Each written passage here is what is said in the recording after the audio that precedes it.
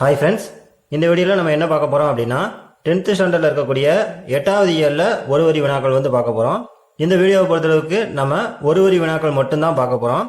ஆனால் இந்த லெசனை பொறுத்தளவுக்கு பார்த்தீங்கன்னா நிறைய செய்யுள் வரிகளும் அந்த வரிகள் இடம்பெற்ற நூல்களும் கொடுத்துருக்காங்க. இந்த வரிகள் எல்லாத்தையும் நம்ம தனியாக பார்க்க போகிறோம். அதாவது நம்ம இன்ட்ரோ வீடியோலேயே சொல்லியிருந்தோம் இல்லையா, செய்யுள் வரிகள் இடம்பெற்ற நூல்கள் அப்படின்னு தனியாக ஒரு டாபிக் பார்க்க போகிறோம்னு சொல்லியிருந்தோம் இல்லையா. அந்த டாபிக்ல அந்த விஷயங்கள் எல்லாமே நான் சொல்லிடுவேன், சரிங்களா? ஸோ எந்த டேட்டாவும் மிஸ் ஆகாமல் நான் கொடுத்துருவேன், நீங்கள் எதுவும் பயப்பட வேண்டாம். அந்த வீடியோ எப்போ அப்லோட் ஆகும் அப்படின்னு பார்த்தீங்கன்னா 9th லெசன் முடிஞ்சதுக்கு அப்புறமா அடுத்தடுத்து நான் உங்களுக்கு அப்லோட் பண்ணிடுவேன், சரிங்களா? நீங்கள் நம்ம சேனலுக்கு புதிய வந்தீங்கன்னா நம்மளோட சேனலை சப்ஸ்கிரைப் பண்ணிக்கோங்க, கூடவே அந்த பெல் ஐகானையும் கிளிக் பண்ணிக்கோங்க. அப்புறம் தான் நம்ம போடக்கூடிய வீடியோஸ் எல்லாமே உங்களுக்கு உடனே நோட்டிஃபை ஆகும். வாங்க வீடியோக்குள்ள போயிடலாம். சமய கலப்பில்லாத மானிட அறம் இயல்பாக நிலவிய காலம் எதுனா சங்க காலம். அதே சமயத்தில் சங்க காலத்திற்கு பிந்தைய அற இலக்கியங்களின் காலத்தை என்னன்னு சொல்லுவாங்கன்னா அறநெறி காலம் அப்படின்னு சொல்லுவாங்க. அதுக்கடுத்து அறநெறி கால அறங்களுக்கும் சங்ககால அறங்களுக்கும் என்ன டிஃப்ரென்ஸ் அப்படின்னு பார்த்தீங்கன்னா, அறநெறி கால அறங்கள் சமயம் சார்ந்தவை, சங்க இலக்கிய அறங்கள் இயல்பானவை. அடுத்து சங்ககால மக்களினுடைய வாழ்க்கையிலிருந்து உருவான அறங்கள் எதுல பதிவு செய்யப்பட்டிருக்கு அப்படின்னு பார்த்தீங்கன்னா சங்க இலக்கியங்கள்ல பதிவு செய்யப்பட்டிருக்கு.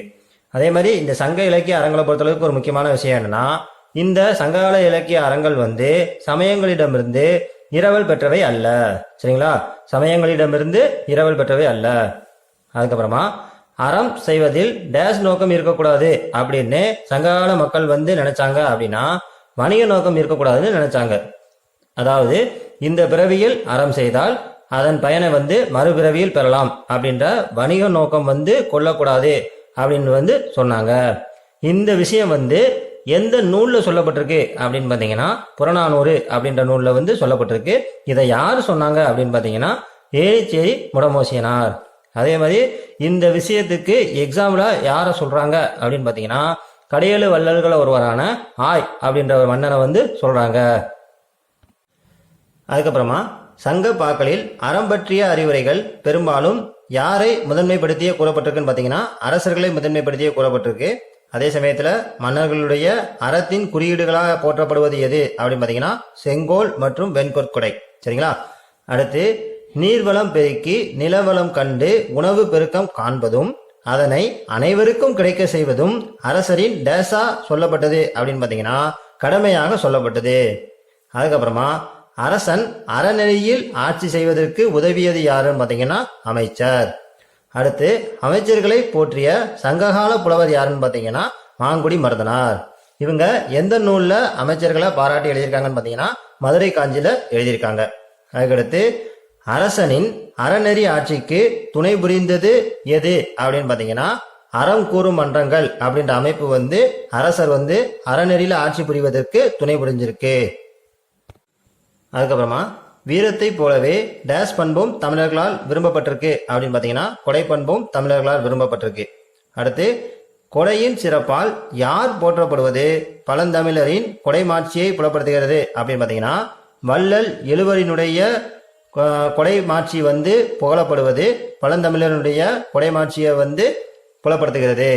அதுக்கடுத்து எழுவரின் கொடை பெருமை டேஷ் மற்றும் டேஷில் பதிவு செய்யப்பட்டிருக்கு அப்படின்னு பார்த்தீங்கன்னா சிறுபானாற்று படை மற்றும் பெருஞ்சித்தனார் பாடல்களில் பதிவு செய்யப்பட்டிருக்கு.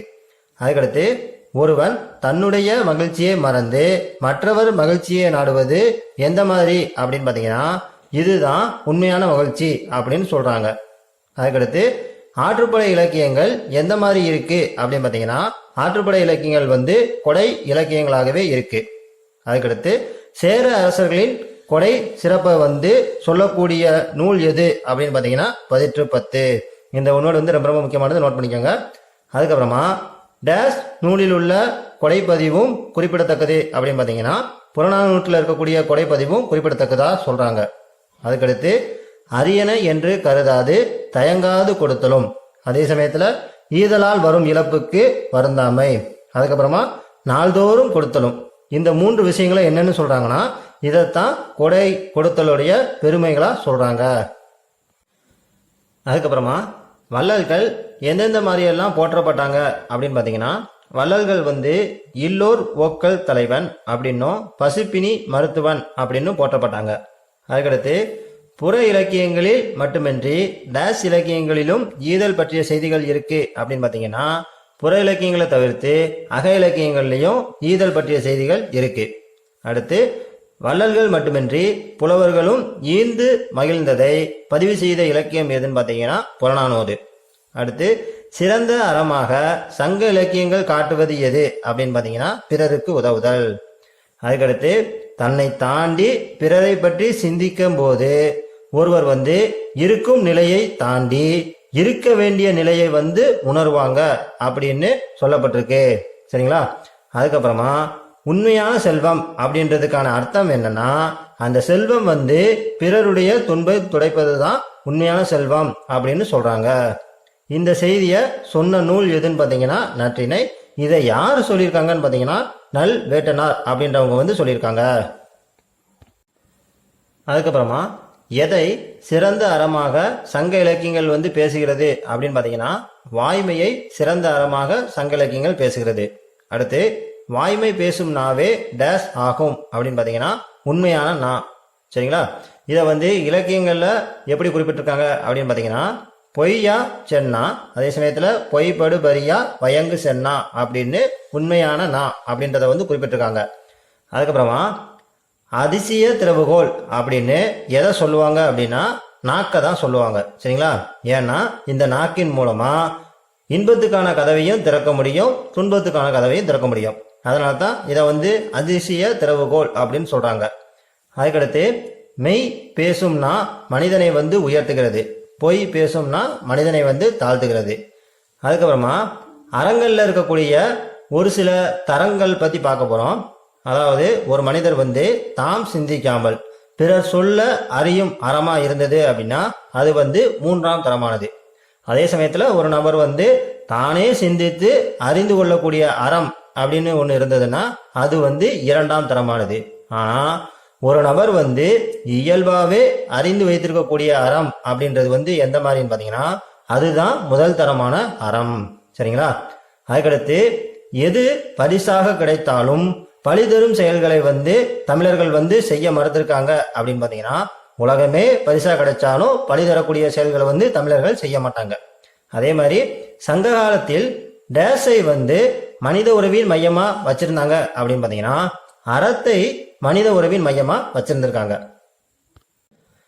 அதுக்கப்புறமா காஞ்சி மாநகரத்து சிற்றரசர் யாருன்னு பார்த்தீங்கன்னா போதி தர்மர் அவர்கள். இவங்க எப்போ வாழ்ந்திருக்காங்க அப்படின்னு பார்த்தீங்கன்னா கிபி 6ஆம் நூற்றாண்டினுடைய தொடக்கத்தில் வந்து வாழ்ந்திருக்காங்க.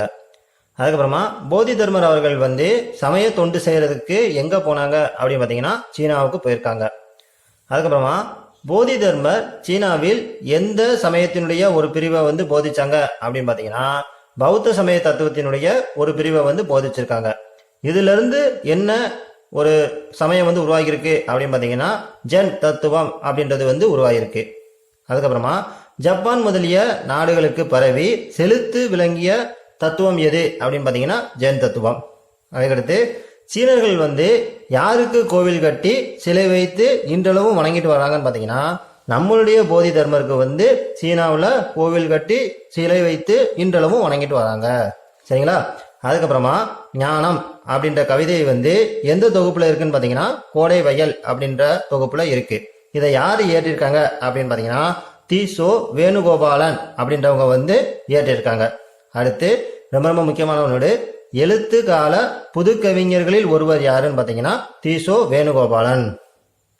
அதுக்கப்புறமா காலக்கணிதம் அப்படின்ற செய்யுள் வந்து எந்த தொகுப்புல இருக்கு அப்படின்னு பார்த்தீங்கன்னா கண்ணதாசன் கவிதை தொகுப்பு அப்படின்றதுல வந்து இருக்கு. அடுத்து கண்ணதாசன் அவர்கள் வந்து எந்த பாடலை எழுதி திரைப்பட பாடலாசிரியர் ஆனார் அப்படின்னு பார்த்தீங்கன்னா கலங்காதிரு மனமே அப்படின்ற பாடலை எழுதி தான் திரைப்பட பாடலாசிரியர் ஆயிருக்காங்க. கண்ணதாசன் அவர்கள் வந்து எப்ப திரைப்பட பாடலாசிரியர் ஆனாங்கன்னு பார்த்தீங்கன்னா 1949. இதே வருஷத்துல இன்னொரு முக்கியமான விஷயம் நடந்திருக்கு. அதாவது மால்காவிலிருந்து கங்கை வரை அப்படின்ற நூலை ஹிந்தியிலிருந்து தமிழ்ல மொழிபெயர்த்தது எப்பன்னு பார்த்தீங்கன்னா 1949ஆம் ஆண்டு தான். ஆனா மால்காவிலிருந்து கங்கை வரை அப்படின்ற நூலை மொழிபெயர்த்தவங்க யாருன்னு பார்த்தீங்கன்னா கணமுத்தையா அவர்கள். அதே சமயத்துல கண்ணதாசன் அவர்களுடைய இயற்பெயர் என்னன்னு பார்த்தீங்கன்னா முத்தையா. சரிங்களா? இந்த 2 பேரையும் கன்ஃபியூஸ் பண்ணிக்காதீங்க. ஆண்டு வந்து சேம் தான், ஆனா பேர் வந்து வேற வேற. சரிங்களா?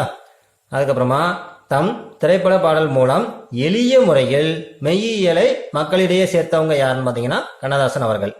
அடுத்து தமிழக அரசின் அரசவை கவிஞராக சிறப்பிக்கப்பட்டவங்க யாருன்னு பார்த்தீங்கன்னா கண்ணதாசன் அவர்கள்.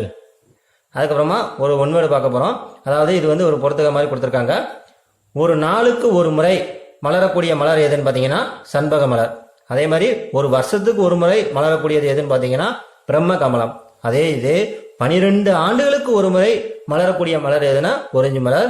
அதே சமயத்துல ஒரு தலைமுறைக்கு ஒரு முறை மலரக்கூடிய மலர் எதுனா மூங்கில் மலர். ஓகே ஃப்ரெண்ட்ஸ், நாங்க இவ்வளவு தூரம் கஷ்டப்பட்டு வரி வரியா நோட்ஸ் எடுத்து கொடுக்கறதுக்கு வந்து முக்கியமான காரணம் என்னன்னா நீங்க எக்ஸாம்ல பாஸ் பண்ணணும் அப்படின்றது தான். ஸோ உங்களுக்காகத்தான் நாங்க இவ்வளவு எஃபர்ட் போட்டு நோட்ஸ் கொடுத்துக்கிட்டு இருக்கோம். ஸோ மறக்காம ஒரு லைக் பண்ணி உங்களுடைய கமெண்ட்டையும் கீழே கமெண்ட் செக்ஷன்ல கொடுத்துருங்க. நாம மீண்டும் அடுத்த வீடியோல சந்திப்போம். நன்றி.